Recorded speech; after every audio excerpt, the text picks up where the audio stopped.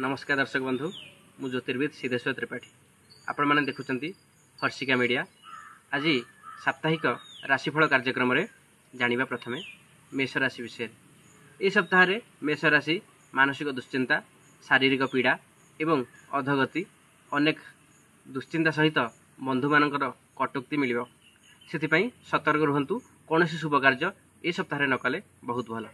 अधिक शुभफल प्राप्ति पाई आपण माने शिव का आराधना करंतु एवं शिव पंचाक्षरी मंत्र ओम नमः शिवाय जप करंतु। परवर्ती राशि वृष राशि। मानसिक चाप दे गति करिवे। आपण अनेक धन उपार्जन करिवे किंतु ताहाकु खर्च करिदेवे।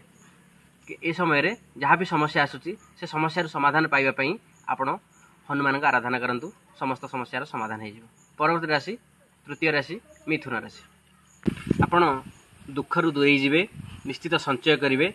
बहु दिन अपेक्षा करिथिबा कर्मर फल ए सप्ताह प्राप्ति हेबे। अधिक शुभफल प्राप्ति पई आपण लक्ष्मी नारायण का आराधना करंतु। परवर्ती राशि कर्कट राशि। प्रयास कले निश्चय आपण सफल हेबे।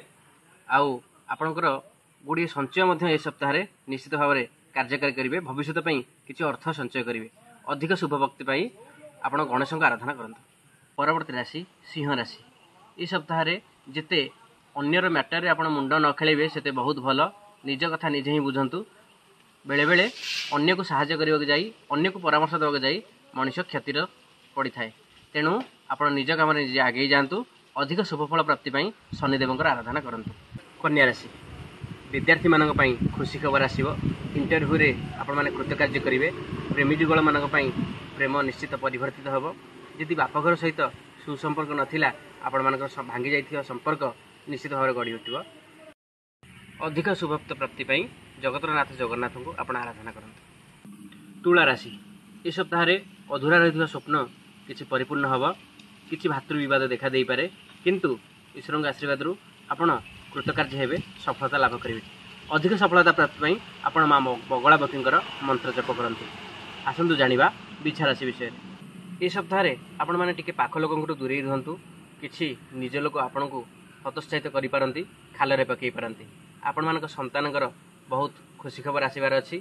आपण माने ए सप्ताह रे निश्चित भाव में किछि नुआ कथा निज जीवन में जोड़िबे। अधिक शुभफल प्राप्ति पाई आपण हनुमानकर आराधना करंतु। सप्ताहटी जाक आपण मंगलमय हेबो। धनुराशि व्यक्ति विशेष मान कथा।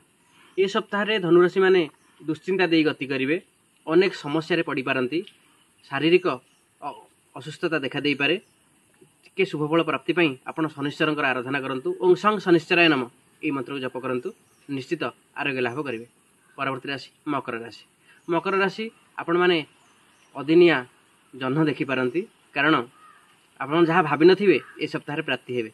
बंधु मानक ठारू निश्चित साहाय्य सहयोग मिलिबो। अधूरा स्वप्न सत हेबो। आउ टिके भाग्य को परिवर्तित करिया पई आगु को जिया पई सेई जगतरनाथ जगन्नाथ का आराधना करंतु। कुंभ राशि। आपण माने क्रोधरु चिंताग्रस्त हेबे किंतु स्वास्थ्य भल रहइबो। मानसिक दुश्चिंता दे गति कले मध्य आर्थिक उन्नति ए सप्ताह निश्चित भाव में रही। कुंभ राशि व्यक्ति विशेष मान टिप्स होउची आपण माने शनिश्चर आराधना करंतु। ए सप्ताहटी आपण मानक मंगलमय हेबो। शेष राशि द्वादश राशि मीन राशि। मीन राशि व्यक्ति मानक ए समस्यार ए सप्ताह अनेक समस्यार समाधान हेबो। मन मुताबक खाद्य पदार्थ मिलिबो। अनेक दूर रही बंधु मान सहित ए सप्ताह भेट हेबो। किछि नुआ डीलिंग्स हेई पारे।